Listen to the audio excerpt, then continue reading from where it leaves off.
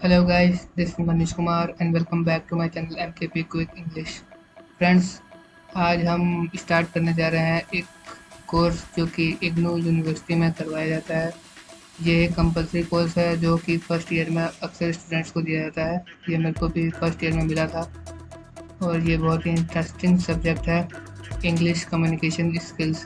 इसका कोड ये दिया हुआ है BEGAE 182। इसका 50 मार्क्स का एग्ज़ाम होता है और बहुत ही सिंपल होता है, तो इसलिए मैंने ये चूज़ किया। अक्सर स्टूडेंट जो होते हैं वो इसको अंडर एस्टिमेट कर देते हैं और इसमें स्कोर कम करते हैं। तो चलिए आज से मैं इस पूरी बुक को लाइन बाय लाइन कंप्लीट करूँगा। तो चलिए शुरू करते हैं।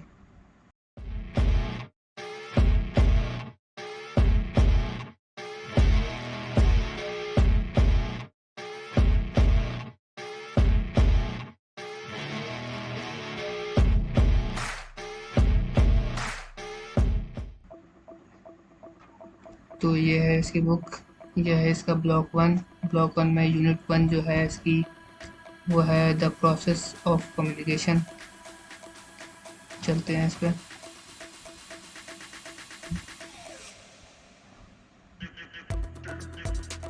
यूनिट 1 है द प्रोसेस ऑफ कम्युनिकेशन। यहाँ पे ये सब जो है स्ट्रक्चर है इसका, क्या क्या इसमें पढ़ना है हमको। ऑब्जेक्टिव है, पहले इंट्रोडक्शन है, फिर process of communication, barrier to communication, different types of communication, written versus oral communication, different types of face-to-face interactions, characteristics and convention of conversation, difference between conversation and other speech events। तो इसके बाद let us sum up होगा।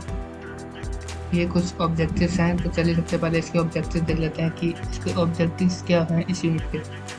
तो पहला तो ये है कि हमको process and elements of communication समझना है। दूसरा डिफरेंट टाइप ऑफ कम्युनिकेशन समझना है। फिर बैरियर्स टू कम्युनिकेशन है। फिर difference between written and spoken communication. ये तो आपको आना चाहिए इस यूनिट के बाद। तो चलिए देख लेते हैं पहले इंट्रोडक्शन में क्या है। We all engage in communication with others right from our birth. When we interact with others we are communicating with them. Right now, I am communicating with you through this unit while you are reading it. You two are in fact communicating with me through this text. इसमें बोल रहा है कि communication हमारे birth से ही start हो जाता है। जैसे ही हम पैदा होते हैं कम्युनिकेशन वहीं से स्टार्ट हो जाता है। और फिर बोलता है कि मतलब जो राइटर है जिसने टेक्स्ट लिखा हुआ है जिसको हम अभी पढ़ रहे हैं, वो बोल रहा है कि मैं भी आपसे कम्युनिकेट कर रहा हूँ थ्रू दिस टेक्स्ट। फिर आगे बोला है it is often said that we live in an age of communication characterised by speed, efficiency and the ability of transcend physical and geographical limitations. बोला है कि हम उस एज में जी रहे हैं जहाँ पर जो कम्युनिकेशन को है वो किस किस चीज़ों से कैरेक्टराइज किया जाता है, स्पीड से, एफिशिएंसी से, ability to transcend physical and geographical limitations है। What does it means to communicate? मतलब communication का मतलब क्या होता है? The dictionary definition is to exchange, किसका? थॉट्स का एक्सचेंज। जो डिक्शनरी है वो ये बोलती है कि कम्युनिकेशन को हम बोलते हैं एक्सचेंज ऑफ थॉट्स। और मेक नॉन इन्फॉर्मेशन और फीलिंग, और जानना की इन्फॉर्मेशन और फीलिंग को जानना। कैसे जानेंगे इन्फॉर्मेशन और फीलिंग को? स्पीच के थ्रू, राइटिंग से और अदर मीन्स से। फिर आगे बोलता है communication is more than just messaging or swapping information. It involves not just words but the use of all other senses. With face-to-face dialogues, our facial expression, tone, body language, ability to listen with patience all contribute to conveying message and information between people. फिर बोलता है कि communication जो है खाली message करना या फिर इंफॉर्मेशन का आदान प्रदान करना नहीं होता है। ये बस खाली वर्ड्स तक ही लिमिट नहीं होता कि हमने कुछ बोल दिया तो कम्युनिकेशन हो गया। इसमें फेशियल एक्सप्रेशंस भी होते हैं, डायलॉग्स भी होते हैं, टोन होती है, बॉडी लैंग्वेज होती है, एबिलिटी टू लिसन। मतलब आपको एक अच्छा कम्युनिकेटर होने के लिए एक अच्छा लिसनर भी होना जरूरी है। All contribute to the conveying message and information between people. तो लाइक और शेयर ठोक दीजिए, महाकाल का दबा के लाइक और शेयर ठोक दीजिए। पूरा साल मेहनत करता हूँ आपके लिए बेटा, ऐसा नहीं चलेगा, ऐसा नहीं चलेगा। यहाँ पे एग्जांपल दे रखा है, देखते हैं उसको भी। The written word whether in books and magazine, email और text can convey more than just the writing. It can inspire, elevate and encourage. That is the intention of the writer.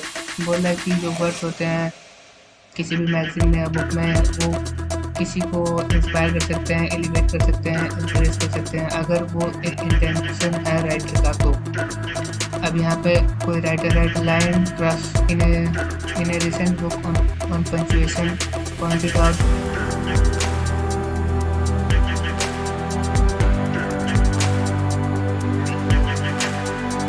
यहाँ पे जो लाइन ट्रस्ट हैं इन्होंने एक book में लिखा है कि कैसे हम पंक्चुएशन को जो आगे पीछे करके किसी भी सेंटेंस का मीनिंग बदल सकते हैं। यहाँ पे इन्होंने एग्जाम्पल है, देखिए पहला सेंटेंस है a woman without a man is nothing.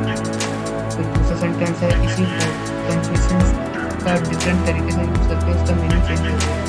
इस सेंटेंस में लगा गया है a woman without her man is nothing. अब इसमें पहले सेंटेंस का मतलब ये है कि जो औरत है वो आदमी के बिना कुछ नहीं है, लेकिन दूसरे सेंटेंस में बोल रहा है a woman without her man is nothing, मतलब जो मैन है वो वुमेन के बिना कुछ भी नहीं है।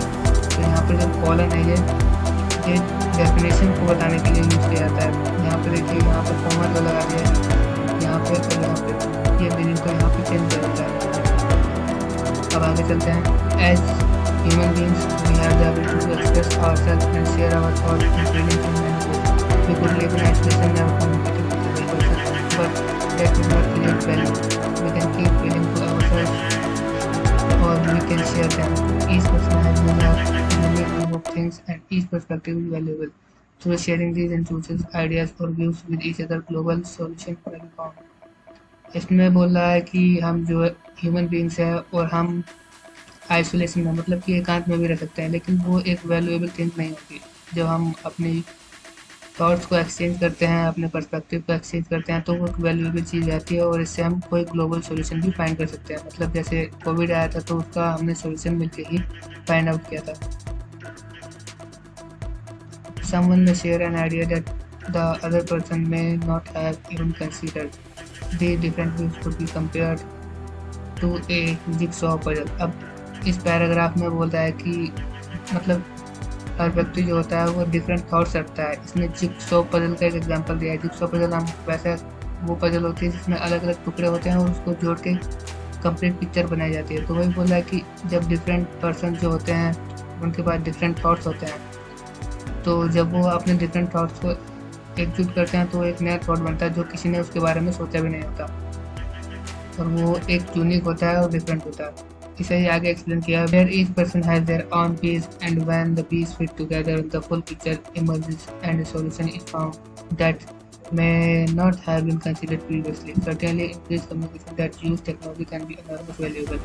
Being able to share information quickly between people has meant that a disaster in one part of world can be responded to in another. वही बोल रहा है, जैसे मैंने एक एग्जांपल दिया कि कोविड में जैसे हम मतलब पूरे वर्ल्ड जो था एकजुट होकर कोविड की वैक्सीन बनाने में लग गया। तो फिर आगे बोलता है it has led to fall of corrupt government as people have been able to unite in challenging authoritarian regime. इसमें बोल रहा है कि जो करप्ट गवर्नमेंट्स होती है वो गिरा दी जाती हैं लोगों के द्वारा जब वो यूनाइट हो जाते हैं कम्युनिकेशन के द्वारा। People in remote areas fighting industries have linked up with people on other side of the world who can support their cause. As with everything, new technologies such as email and text have the potential to be positive or negative.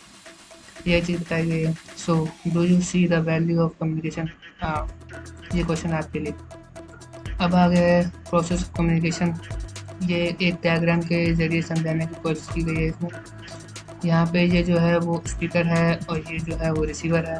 अब speaker सबसे पहले क्या करता है, speaker या आप कह सकते हैं सेंडर, सबसे पहले ये मैसेज को एनकोड करता है। एनकोड मतलब जैसे हम किसी भी सेंटेंस को लिखते हैं तो वो प्रॉपर वे में होता है ताकि उसका कोई मीनिंग निकाला जा सके, तो उसको हम बोलते हैं एनकोडिंग। ये मैसेज को एनकोड करता है सेंडर, फिर उसको भेजता है किसी चैनल के थ्रू, जैसे मैसेज में या ईमेल के थ्रू इसको भेजता है। फिर ये होता है रिसीवर जो कि इस मैसेज को देखता है और उसको डिकोड करता है। डिकोड करना मतलब उसके मीनिंग को अंडरस्टैंड करता है। तो ये एक डायग्राम के थ्रू यहाँ पे समझाने की कोशिश की गई है। अब आगे चलते हैं, चेक योर प्रोग्रेस। ये क्वेश्चंस आपके लिए हैं। अब यहाँ पे elements of communication. If you look at the figure given above, we can drive the elements of communication. अब जैसे हमने वो फिगर देखा था ये वाला, अब इसमें से कुछ जो है एलिमेंट जो है इसमें ड्राइव किए गए। जैसे पहला है communication involves at least 2 person, the addresser and the addressee. Addresser मतलब जो मैसेज को सेंड कर रहा है और एड्रेसी मतलब जो मैसेज को रिसीव कर रहा है। फिर the topic, the content of the message मतलब उस मैसेज में है क्या, वो मैसेज किस चीज़ के लिए है, तो वो चीज़ वहाँ पर होनी चाहिए। फिर उसके बाद आता है चैनल यानी कि मीडियम, मैसेज कैसे भेजा जा रहा है, लेटर के थ्रू, टेलीफोन के थ्रू या ईमेल के थ्रू। फिर उसके बाद है कोड, कोड में होता है the language of the message मतलब मैसेज जो है वो किस लैंग्वेज में लिखा जाता है, इंग्लिश में, फ्रेंच में या हिंदी में, किस मैसेज में लिखा जा रहा है। फिर उसके बाद है the message form, the selecting of particular grammar और lexical choice of the message मतलब ग्रामर्स में कैसी यूज़ हो रही है। फिर उसके बाद है द सेटिंग, सेटिंग मतलब आप जो है कम्युनिकेशन वो कहाँ पर कर रहे हैं, जिस जगह पर आप कर रहे हैं वो कम्युनिकेशन उसको हम बोलते हैं सेटिंग, सोशल और फिजिकल सेटिंग। फिर चेक योर प्रोग्रेस, ये आपके लिए है। अब यहाँ पे role of decoder, the process of decoding by the addressee is not passive as some people think. इसमें बोल रहा है कि जो रिसीवर का जो रोल है वो पैसिव नहीं मतलब कि एक सक्रिय रोल है, कोई निष्क्रिय रोल नहीं है उसका जैसे कि लोग सोचते हैं। His role is an active one, language it is said does not have meaning, it has potential for meaning and it is the decoder who is actively engaged in making meaning on the basis of user background knowledge and the context of communication, that is knowledge of the subject, topic, addresser, addressee, relationship, knowledge of code, the physical and social context। इसमें बोल रहा है कि जो language होती है वो खुद कोई मीनिंग नहीं रखती, वो बस खाली मीनिंग का पोटेंशियल रखती है। जो डिकोडर होता है वही उसका असली मीनिंग निकाल पाता है, और वो मीनिंग किस तरह से निकाल पाता है कि उसके बैकग्राउंड की नॉलेज की वजह से है और सब्जेक्ट उसको मालूम होगा मतलब किस सब्जेक्ट के लिए वो मैसेज लिया गया है, क्या टॉपिक है, एड्रेसर कौन है और एड्रेसी कौन है, रिलेशनशिप क्या है उसका, नॉलेज ऑफ कोड यानी कि लैंग्वेज उसको पता होना चाहिए, फिजिकल और सोशल कंटेक्स्ट उसको पता होना चाहिए। तो इन सब चीज़ों से वो मैसेज का जो है मीनिंग निकाल पाता है। अब यहाँ पर एक अट्रेंस दी हुई है, अट्रेंस मतलब कथन दिया हुआ है, mister Gupta is not coming. अब इसके बारे में बोल रहा था literal meaning of the sentence is not typical, it is quite clear but do we know what the speaker wants to convey. बोल रहा है कि जो इसका लिटरल मीनिंग है मतलब जैसे ही हम उसको पढ़ते हैं तो हमको इसका जो सेंटेंस ट्रांसलेशन है वो तो हमको समझ में आ रहा है, लेकिन इसका जो लिटरल मीनिंग है वो क्या कन्वे करना चाह रहा है, क्या आपको समझ में आ रहा है। Is it a statement for our information, क्या ये इंफॉर्मेशन है या फिर कोई वार्निंग है। We can understand this text only if we know what the context is, मतलब ये किस कंटेक्स्ट में लिखा गया है, किस संदर्भ में लिखा गया है, अगर हम वो चीज़ जानते हैं तभी हम इसका असली मीनिंग निकाल पाएंगे। फिर यहाँ पर एक स्टोरी के जरिए इसको समझाया गया है कि यहाँ पर एक मैनेजिंग डायरेक्टर है और ये अपने सेक्रेटरी से बात कर रहे हैं। मैनेजिंग डायरेक्टर जब वहाँ पर अपने ऑफिस में पहुँचते हैं तो उनको पता लगता है कि ये जो मिस्टर गुप्ता हैं ये आज ऑफिस नहीं आने वाले, तो ये जो है इस मैसेज को अपने सेक्रेटरी को बताते हैं। तब इनका सेक्रेटरी समझ जाता है ये जो मिस्टर गुप्ता हैं वो एक कंसल्टेंट है फॉरेन कंपनी के, तो वो अब नहीं आने वाले हैं, तो इसलिए जो मैनेजिंग डायरेक्टर है उन्होंने ये मैसेज सेक्रेटरी को दिया था। ये तो हो गया इसका पूरा कंटेक्स्ट कि किस कंटेक्स्ट के लिए ये मैसेज दिया गया, तो इसलिए सेक्रेटरी इस मैसेज को समझ पाया। लेकिन अगर हम इस मैसेज को देखते हैं तो हमको जनरली कुछ पता नहीं लगता कि ये मिस्टर गुप्ता कौन है और कहाँ से आ रहे हैं या क्यों आ रहे हैं, तो हमें कंटेक्स्ट के बारे में पता होना चाहिए। स्टोरी के बाद यहाँ बताया गया है कि if we possess this background knowledge we will be able to understand the meaning of sentence uttered by the MD managing director.